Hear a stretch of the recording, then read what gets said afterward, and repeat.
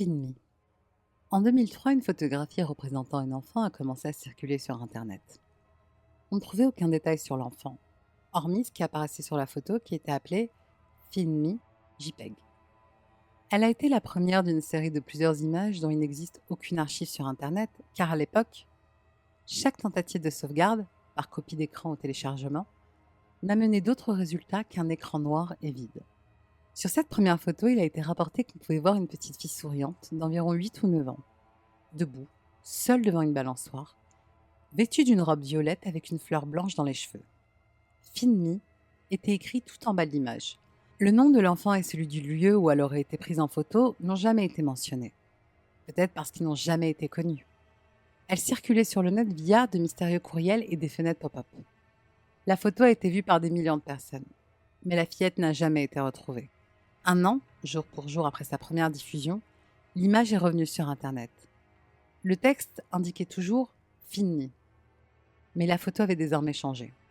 La balançoire était abîmée et ne tenait plus qu'à une seule chaîne. Sa peinture était rouillée et écaillée.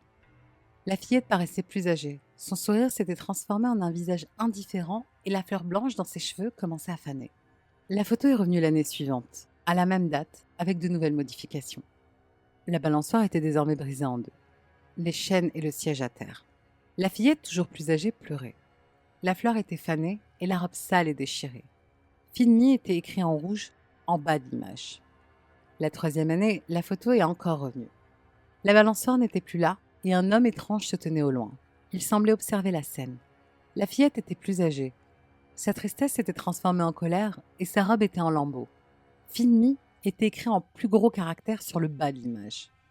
La quatrième année montrait la même fille devenue adolescente, avec l'homme étrange debout juste derrière elle, un appareil photo à la main. La jeune fille avait été violemment battue. Son visage était ensanglanté.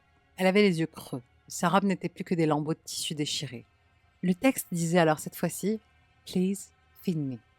La cinquième année, la fille était morte. Son corps était en position debout, une fleur blanche dans les mains. Le texte sur la photo disait « Why didn't you feed me ». La sixième année, la photo circulait à nouveau pour la dernière fois. Personne n'y apparaissait. On ne voyait que le champ où se trouvait autrefois la balançoire cassée. Le texte sur l'image disait simplement « I found it ».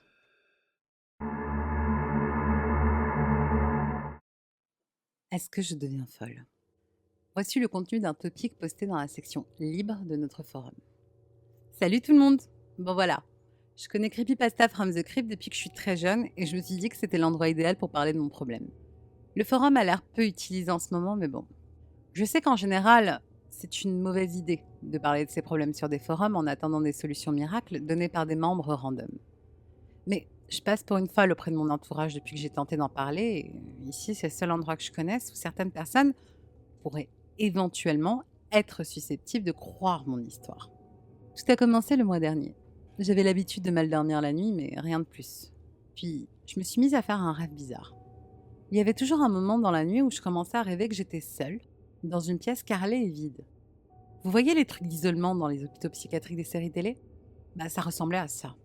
Rien d'autre que moi et un petit radio-réveil qui affichait 4h29. À chaque fois que je le voyais passer à 4h30, j'entendais un gros bip et je me réveillais en sursaut. Ça a duré comme ça un bon moment, avant que ce que j'appelais le rêve récurrent le plus nul du monde commence à changer. Toujours la pièce vide, le radio-réveil, le bip au moment où il affiche 4h30. Mais la différence, c'est qu'au lieu de me réveiller, je restais à l'intérieur du rêve.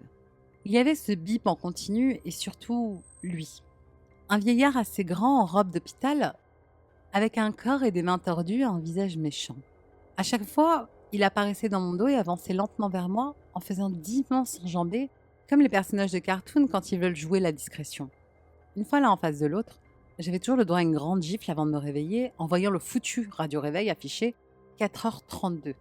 2 minutes dans ce rêve, c'était comme y passer 2 ans. Vous avez déjà eu l'impression en vous réveillant de ressentir la douleur de quelque chose que vous avez vécu en rêve? Parce que moi, oui. À chaque fois que je me réveillais, j'avais l'impression d'avoir réellement pris une gifle. Pendant un certain temps, c'est cette version du rêve que j'ai faite toutes les nuits. Mais il a fini par changer encore. Toujours le schéma habituel. Pièce vide, radio réveil, bip, vieillard, gifle. Mais je ne me réveille pas. Je reste immobile à fixer le visage de l'homme pendant qu'il me malmène. En me réveillant après cette version du rêve, j'avais toujours de nouvelles griffures et de nouveaux bleus sur le corps. Et je voyais toujours le radio-réveil affiché 4h35. J'essayais d'en parler à mes amis et à ma famille, mais personne ne me croit. En même temps, je ne peux pas leur en vouloir. Comment on peut croire une fille qui se met à avoir des crises de panique à l'idée d'aller dormir et raconte que le vieillard qu'elle voit en rêve va la blesser dans la vraie vie? Franchement, je pense qu'ils ont tous cru que je me faisais moi-même ces blessures en paniquant la nuit. On m'a même dit que je ferais mieux de prendre rendez-vous avec un psychologue pour parler de mes terreurs nocturnes et de mes rêves bizarres. J'ai peur de la prochaine fois que mon rêve va changer. Ça fait 2 jours que j'ai pas réussi à dormir, tellement ça me fait paniquer. S'il vous plaît, si vous avez des idées pour m'aider, contactez-moi. Mise à jour. Ça fait plusieurs nuits que le vieillard met ses mains autour de mon cou. J'arrive pas à me débattre. C'est comme si j'avais pas le contrôle de mon propre rêve. Après avoir posté ce message, le compte s'est simplement déconnecté et la personne derrière n'est jamais revenue sur notre forum. Au début, nous avons tenté de farfouiller un peu par-ci et là, en pensant qu'il s'agissait d'un ARG. Mais personne n'a trouvé quoi que ce soit de bien intéressant. Pour les petits curieux qui auraient envie de nous aider dans nos recherches, voici un screenshot du topic en question pris le soir où il a été posté, suivi d'un screenshot du profil de la personne pris au passage. Ça correspond à l'histoire de notre membre mystère, que ce soit l'endroit où ça s'est produit ou les circonstances dans lesquelles a été retrouvé le corps. Edith 2. La date inscrite à l'emplacement de la date de naissance sur le profil du forum correspond à celle à laquelle l'article a été publié sur Internet. Edith 3. Il semblerait que le lien vers l'article du journal ne fonctionne plus comme il avait été supprimé du site. Edith 4.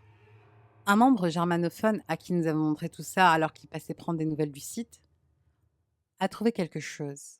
Sur le profil de la personne, les mots inscrits dans la case emploi et la case loisir forment le mot allemand Kranklicher, qui en français veut dire malade chétif.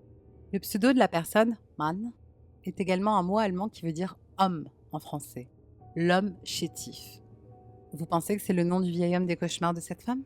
Est-ce que ça vous dit quelque chose à vous? Si vous savez quoi que ce soit, merci de nous contacter. De notre côté, nous allons continuer les recherches à propos de ce Kranklicher Mann. Nous vous tiendrons au courant des avancées.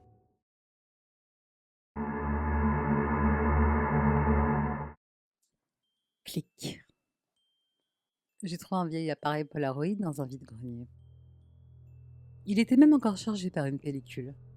Tout excitée, je me suis prise en photo dans le salon avec ce dernier.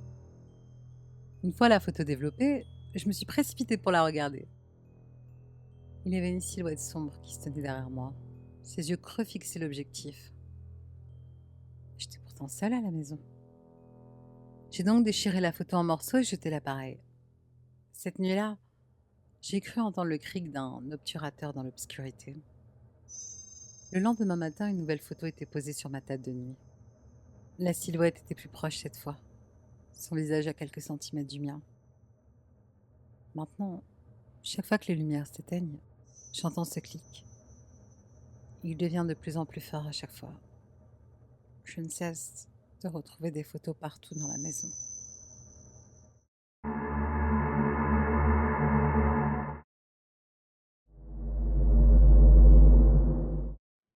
Je suis née dans une petite ville tout près d'une forêt de sapins.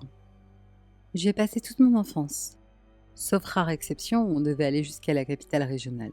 On trouvait tout ce dont on avait besoin ici. Il y avait des commerces, une école et même un collège et un lycée. Et aussi il y avait un parking, un énorme parking en périphérie de la ville, éloigné des habitations. C'était un parking souterrain, le genre qu'on trouve sous les grands supermarchés. C'est ça. On aurait dit que le centre commercial qui allait avec avait disparu en laissant son parking. Sauf qu'il n'y a jamais eu de grands magasins ici, tout le monde le sait. On ne sait pas trop de quand il date ce parking, mais une chose est sûre, il est dans cette ville depuis plus longtemps que moi. Personne ne l'a jamais utilisé, il sert à rien. Beaucoup trop grand pour une ville où on conduit à peine et placé dans un endroit vraiment pas pratique. Bref, il a fini par être condamné à abandonner. Jour de rentrée, mes potes et moi entrons en 6e. Tout contents d'être des grands qui vont au collège, avec des sacs plus gros que nous et des jocks qui respirent. À la sortie du premier jour de cours, on s'est fait aborder par les grands du lycée. Des premières terminales apparemment. Ils nous ont dit que dans ce collège, il y a un rituel pour devenir un homme. Du bizutage en gros. Et on était naïfs. Et on ne connaissait pas ce mot. Alors on les a suivis. Ça s'est étalé sur plusieurs après-midi et franchement, c'est bien amusé. On a fait plein de trucs marrants, des petites conneries pas bien méchantes qui faisaient rigoler tout le monde. On a fait connaissance avec les grands et on a même fini par devenir potes. Un jour, le plus grand des grands nous a réunis et nous a dit qu'en gros, il y avait une épreuve pour nous, pour tester notre courage. Ce serait la dernière épreuve et après le rituel serait terminé. On a suivi les lycéens et on est arrivé dans une grande zone désertique, à la sortie de la ville. En fait, on était sur le site du parking géant. C'était une fin d'après-midi d'automne avec le ciel gris et le vent qui souffle, les feuilles mortes des feuillus qui sifflent dans les conifères. Il commençait à faire frais, le soleil allait se coucher dans une grosse heure. Là, le grand parmi les grands nous a donné des consignes. Je m'en souviens, mot pour mot. Ok, donc les petits gars, vous allez entrer dans le parking. Je veux que pendant 15 minutes, vous vous baladiez dedans et fassiez ce que vous voulez. Ensuite, vous revenez. 15 minutes aller, 15 minutes retour. 30 minutes max. Après 30 minutes, on ouvre la porte et je veux que vous soyez de l'autre côté, prêts à sortir. Compris? Pas une minute de plus. On aura des problèmes si vous arrivez à un truc. Ces dernières phrases piquent ma curiosité, alors je lui demande « Pourquoi il y a quoi dedans ?» C'est se voyait qu'il attendait cette question. En nous montrant ses 30 dedans, il a répondu « Ben, il y a une légende qui dit qu'il y avait un clochard qui vivait là-dedans. Un toxico même. Alors il pourrait être agressif. On raconte qu'il mange la viande crue dans tout ce qu'il trouve, même des humains. Surtout les enfants apparemment. Seule personne à l'avoir vu, c'est le tout premier groupe d'aspirants hommes comme vous qui sont entrés dans ce parking pour la première édition du rituel. D'après la légende, c'est un groupe de 3 et à la sortie ils étaient 2. Mais bon, après c'est qu'une histoire, hein. Et ça fait des lustres maintenant. Alors tranquille, va rien vous arriver. Ne restez pas plus de 30 minutes, c'est la règle. Alors on est entré. On a entendu les grands fermer la porte derrière nous sans la verrouiller, ceci dit. On a lancé un minuteur de 30 minutes et commencé à explorer. Étrangement, aucun de nous 5 n'avait peur. Comme on voyait rien, on a cherché un interrupteur. Et les néons qui n'étaient pas cassés se sont péniblement allumés avec un son qui me rappelle l'ambiance des salles de retenue. C'était vraiment cradingue ici, avec de la poussière partout, des toiles d'araignée qui donnaient l'impression d'avoir été importées d'Australie, des graffitis sur les murs et des détritus dans tous les sens. On n'était donc pas les seuls à avoir exploré cet endroit. Plus on descendait dans les étages, moins les lumières étaient présentes et vives. Après 10 minutes, toutes les lumières se sont carrément éteintes. On voyait comme à travers une pelle. Là, j'ai commencé à paniquer un peu. Et même si personne ne parlait, je suis certain que les 4 autres n'étaient pas aussi sûrs d'eux que quand on était dehors. On a commencé à entendre un gros bourdonnement qui venait d'une salle réservée au personnel. On y allait, en espérant trouver quelque chose de plus intéressant que des toiles d'araignée. Mais bon, c'est sûr que c'était autrement plus intéressant que tout le reste, aucun doute. Dans cette salle, il y avait une très violente odeur de putréfaction. Je sais pas si vous avez déjà reniflé de la viande en décomposition, mais c'est le genre d'odeur qui s'oublie pas. Dans un coin de la pièce, celui d'où venait le bourdonnement, il y avait un truc par terre. Il faisait vraiment noir, alors j'ai pas pu bien voir. Mais c'était une forme bizarre, plutôt en longueur. En me concentrant, j'ai pu distinguer une excroissance qui se détachait de la masse. Je dis excroissance pour ne pas utiliser un mot qui rendrait la chose terrible. Mais ça avait un coude. Et jusqu'à preuve du contraire, qui dit coude dit bras. Autour de la charogne non identifiée, j'imaginais bien les dizaines de mouches cauchemardesques, grosses comme un poing, qui elles seules pouvaient provoquer un boucan pareil. Malgré la pestilence de la pièce, Kevin a osé parler. « Les gars, vous inquiétez pas, à tous les coups, c'est juste un animal qui est rentré et qui a fini par mourir de faim avant de pouvoir sortir. Et je vais tout checker, juste histoire d'eux. » Sur ce, Marvin lui attrapa l'épaule. « Kevin, ça fait déjà 15 minutes, on doit faire demi-tour maintenant. » Kevin n'a pas insisté. Je suis sûre qu'il voulait juste faire le malin, mais... Au fond de lui, il suppliait pour qu'on lui donne une raison de s'éloigner de ce truc à moitié décomposé. Et pour ne pas donner de réponse à la question qu'on se posait tous. Était-ce vraiment un animal ? Encore aujourd'hui, j'essaye de me convaincre que c'était juste un renard dans une position bizarre. En tout cas, sur le chemin du retour, peut-être que j'étais juste plus attentif. Mais j'ai vu des choses, des détails que j'avais pas remarqués avant. Des trucs genre... vous voyez des os de poulet, des masses informes qui ressemblent à des tas de trucs. Enfin, on se dépêchait, mes souvenirs sont flous, donc vous m'excuserez. À un moment, peut-être au 3e sous-sol, on a entendu un bruit. Vous voyez les grosses portes anti-feu bien épaisses qu'on trouve dans les parkings ? Eh bien, ces portes font un bruit caractéristique très reconnaissable quand elles sont utilisées. C'est justement ce bruit-là qu'on a entendu. Sérieux, même si vous voulez faire les mecs. La peur était plus que visible sur nos visages.